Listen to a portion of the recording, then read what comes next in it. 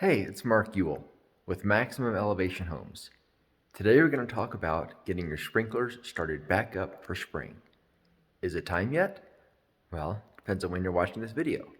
Right now as I'm recording it, it is the middle of April, and the answer is a definite maybe. So the real question is, are you willing to turn your sprinklers on and off a few times over the course of the next 30 days? Because the question is, does your grass need water right now? The answer to that is yes. As I'm recording this, we've had about 2 weeks of pretty dry, very windy, some days warm weather that is definitely going to dry out the grass. We had a pretty good wet winter, but now it is time to start getting some water on your grass, even if you don't start up your sprinklers. So if you'd rather get out there with the hose, water it up by hand, that's fine too. What I do is go ahead and get them started up, and then if it looks like it's going to be super cold, I turn off the sprinklers just at the switch in the garage, come down to the basement and just drain it from here. I don't go through any of the other issues on getting them completely drained out or blown out, because it's not going to get cold enough like to freeze the water down in the pipes underground. But I do want to get the above ground pipes clear, and obviously not have the sprinklers popping up and trying to run while it's snowing. So if you're willing to do that, go ahead and get them started up. If you're not, water by hand. Come back and watch this video in the middle of May. Rule of thumb is after Mother's Day, you're good to go to get your sprinklers running and of course start your spring planting. So here's what we're going to do. Just going to switch this around here. So if you remember from when we turned off the sprinklers, we're basically just going to reverse that process. Right now, this being crossways to the pipe tells us it is off. This is open. We're going to make sure it is completely closed up.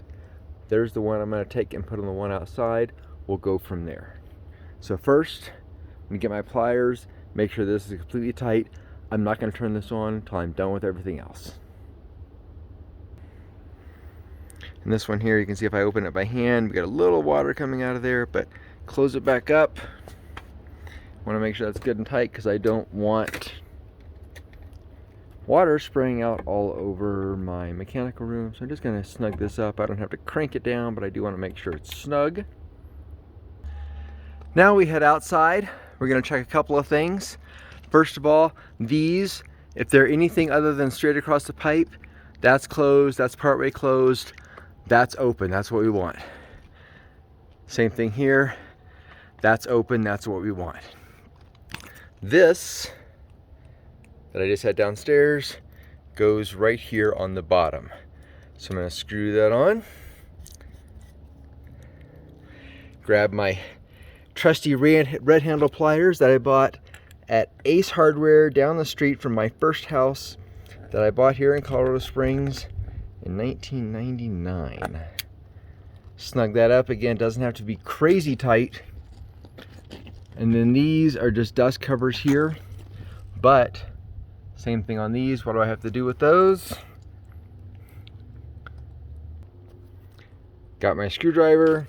We're gonna turn those just to where they are again crossways. And you can even look in there and see that ball joint now. If I can get that to focus in there, I don't know if I can.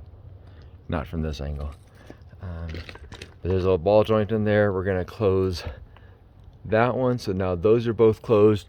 These are just little dust covers to keep dust from getting in there. Make good argument those should be closed over the winter, but they certainly need to be closed now because you don't want any ants or anything getting in there, bugs, etc. So now the outside is ready to go. That's closed, open, open, closed, closed. And we are ready to turn on the water. Back down in the mechanical room, just about to turn on the water. Before I do that, I want to tell you what we are listening for, which is the water rushing through the pipes to fill them up and then stopping. If it stops, that's good. If it doesn't stop, that's bad. It means you've got a leak somewhere, haven't closed a valve somewhere, something is wrong.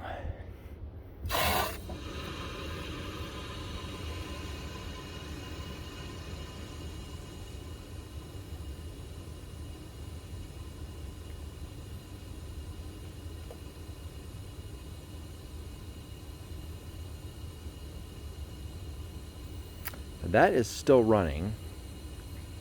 I'd sure like it to be off by now. So I'm gonna go check and see if I got an issue outside.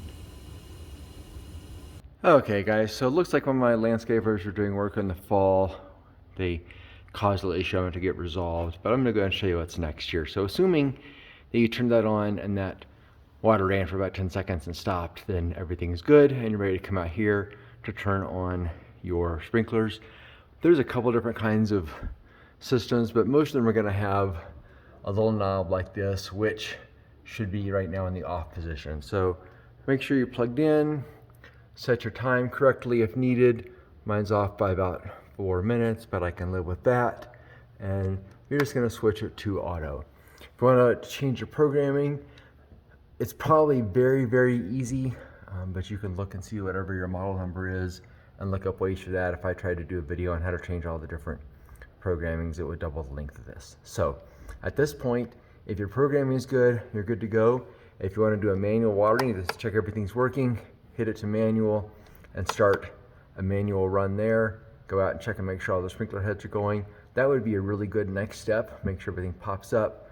Make sure the heads are clean. Sometimes they'll be spraying kind of funny because they got some dirt lodged in them. So get out there, just kind of check everything. Make sure that your sprinklers pop up, that they're in good shape, that you're getting good water flow and good spray coverage out of everything. Bring a little screwdriver with you so you can clean out any of those heads that need it. And then you should be good to go for the spring. And remember, spring in Colorado means it's still snowing. So that does not mean you're good for the summer. It means you will still have to keep an eye on it, shut down the water and drain out that above ground lines when we are having snow or freezing weather.